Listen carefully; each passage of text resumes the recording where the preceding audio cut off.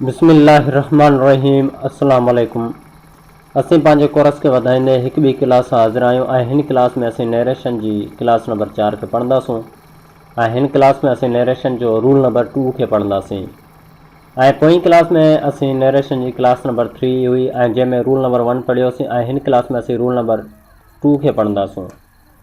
त वधूं था पंहिंजी क्लास ॾांहुं। रूल नंबर 2 में जेको ॿुधायो वियो आहे उहो कुझु हिन तरह ते आहे ऐं हिन खे तव्हां फोकस कजो। जेकॾहिं रिपोर्टिंग वर्ब ज़माने माज़ी हुजे यानी कि पास्ट टेंस हुजे में आहे त पोइ रिपोर्टेड स्पीच बि ज़माने हाल में तब्दील थींदो बशर्त उहो ज़माने हाल में हुजे। अच्छा, हिन खे वधीक असीं हिते ॾिसूं था, इन ते हाणे कवर कयूं था। हाणे तव्हांखे आउं हीअ क्लियर करायां थो ऐं क्लियर करण जी कजो। हीअ ऑप्शन जेकॾहिं हिन खे असीं चवंदा आहियूं, छा चवंदा आहियूं, हिन खे असीं चवंदा आहियूं रिपोर्टिंग वर्ब। असां वटि हीअ रिपोर्टिंग वर्ब जेकॾहिं हुजे पास्ट में, छा हुजे, जेकॾहिं हीअ असां वटि रिपोर्टिंग वर्ब पास्ट में हुजे ऐं हीअ असांजी रिपोर्टेड स्पीच, हिन खे असीं चवंदा आहियूं रिपोर्टेड स्पीच, ऐं हीअ रिपोर्टेड स्पीच असांजी छा में हुजे, हीअ असांजी रिपोर्टेड स्पीच हुजे प्रेज़ेंट में।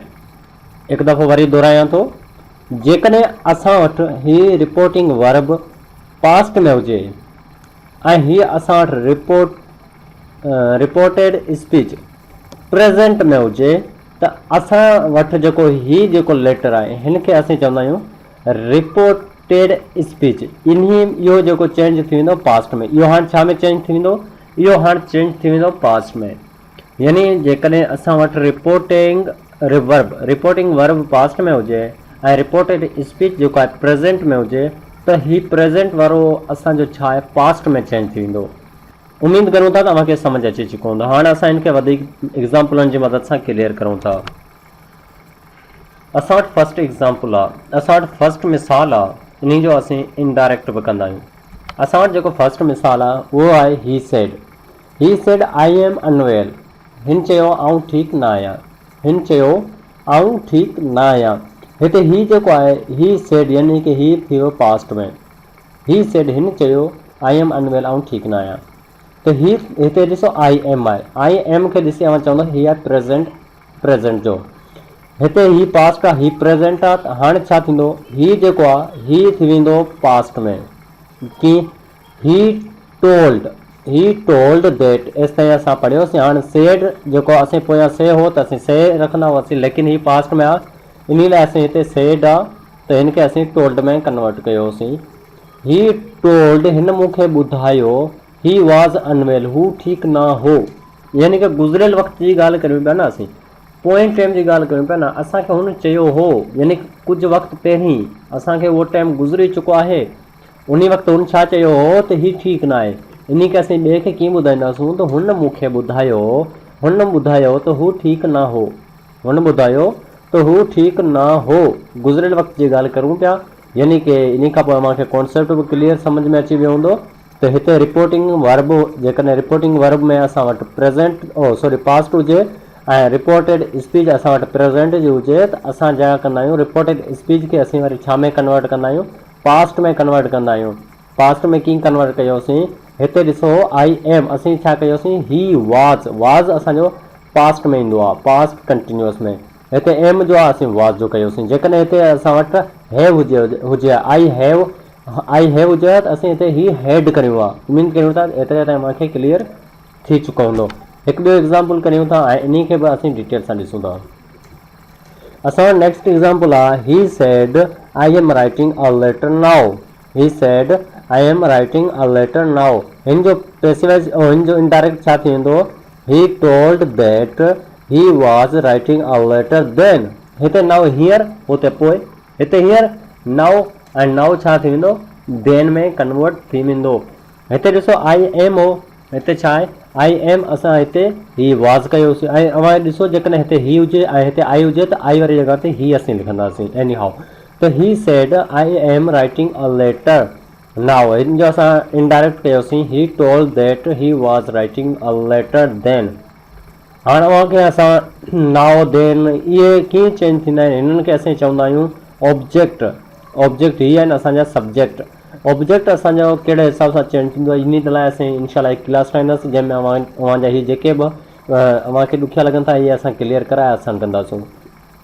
असां वटि हिकु ॿियो एग्ज़ाम्पल आहे, ही सेड टू मी हिन मूंखे चयो आई डोंट बिलीव यू, मूंखे तव्हां ते एतबार न आहे। इन जो असां पैसिवाइज़ कीअं कंदासीं, ही टोल्ड मी। अच्छा, हिते बि अव्हांखे हिकु कॉन्सेप्ट क्लियर कराया। जेकॾहिं रिपोर्टिंग वर्ब में ऑब्जेक्ट हुजे, यानी कि हितां खां ही थियो ऑब्जेक्ट ऐं ही साइड आहे सब्जेक्ट, सम्झ में अची वियो। ही साइड असां छा आहे, हिन साइड खे असीं चवंदा आहियूं सब्जेक्ट ऐं इन खां हिन साइड टू मी वारी असां चवंदा आहियूं ऑब्जेक्ट। जेकॾहिं हिन तरह जो जुमिलो हुजे, ही सेड टू मी, त असां इनडायरेक्ट में टू खे रिमूव करे छॾंदासीं, टू खे ख़तमु करे छॾंदासीं। कीअं, हिते ॾिसो ही टोल्ड मी आहे, हिते टू असां ॾिनो ई कोन्हे, टू खे असीं ख़तमु करे छॾियोसीं। ऐं डोंट आहे त असीं डिड करे छॾियोसीं। हिते यानी कि प्रेज़ेंट इंडेफिनाइट जो आहे, असीं हिनखे पास्ट इंडेफिनाइट में कयोसीं। हिते प्रेज़ेंट कंटिन्यूअस जो हुजे आहे, असीं हिनखे पास्ट कंटिन्यूअस में करिणो आहे। हिते जेकॾहिं प्रेज़ेंट परफेक्ट जो हुजे आहे, असीं हिनखे पास्ट परफेक्ट में करिणो आहे। उमेद करियूं था हेतिरे ताईं तव्हांखे क्लियर थी चुको हूंदो। हाणे ॻाल्हि करियूं था हिनजे इनडायरेक्ट जी। He told me that he did not believe me, हिते यू आहे, यू खे असीं मी में कन्वर्ट कयोसीं।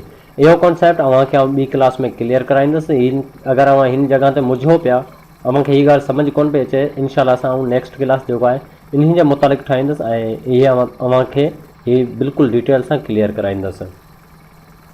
इन खां पोइ असां वटि हिकु ॿियो बि एग्ज़ाम्पल आहे। उहो एग्ज़ाम्पल आहे, ही सेड टू मी, हिन मूंखे चयो, he said to me you are a liar, U are a liar. हिते बि ॾिसो सेम ई जुमिलो आहे, टू मी यानी कि असां वटि रिपोर्टिंग वर्ब में ऑब्जेक्ट आहे। असां हिते छा कंदासीं, टू खे रिमूव करे छॾंदासीं, मी साॻियो रखंदासीं।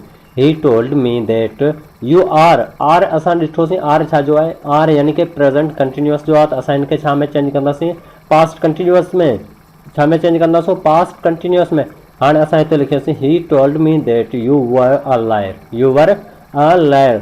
हाणे हीअ जेकॾहिं अव्हांखे ख़बर हूंदी त वर ऐं वाज़ किथे इस्तेमालु थींदो आहे, यू आहे त असां वर ॾिनोसीं। उमेद करूं था अव्हांखे हीअ जेका क्लास आहे पसंदि आई हूंदी ऐं सम्झ बि आई हूंदी। जेकॾहिं अव्हांखे हीअ क्लास पसंदि आई आहे, सम्झ आई आहे, त हिन वीडियो खे जेको आहे लाइक करे छॾियो। हाणे असीं ॻाल्हि कंदा आहियूं एक्सरसाइज़ जी। छाजी ॻाल्हि कंदासीं, एक्सरसाइज़ जी, जेका आउं अव्हांखे ॾियण वारो आहियां। हीअ एक्सरसाइज़ अव्हां पंहिंजी तरफ़ खां कजो ऐं हिन जी अव्हां फ़ोटो कढे मूंखे व्हाट्सअप ते सेंड कजो। अगरि नथा करे सघो त मां जेको आहे हिननि जुमिलनि जो इनडायरेक्ट ठाहे अव्हां मूंखे कमेंट करे छॾिजो। असांजो जेको एक्सरसाइज़ आहे, एक्सरसाइज़ में असां अव्हांखे सिर्फ़ु 4 ई सवाल ॾिना आहिनि।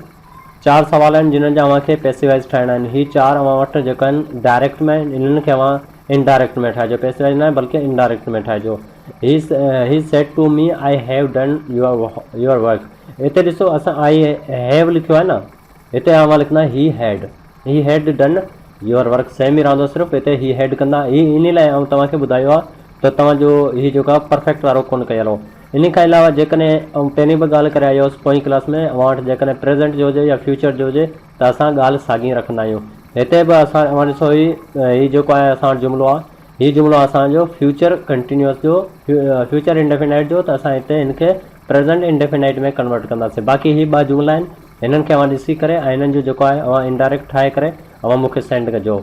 उमेद करियूं था त अॼु जी क्लास तव्हांखे बिल्कुलु पसंदि आई हूंदी ऐं सम्झ आई हूंदी। जेकॾहिं मूंखे सम्झ न आई आहे त अव्हां मूंखे कमेंट करे पुछा करे सघो था। इनशाला असां नेक्स्ट क्लास में मिलंदासीं। तेसिताईं अल्लाह हाफ़िज़। सिंध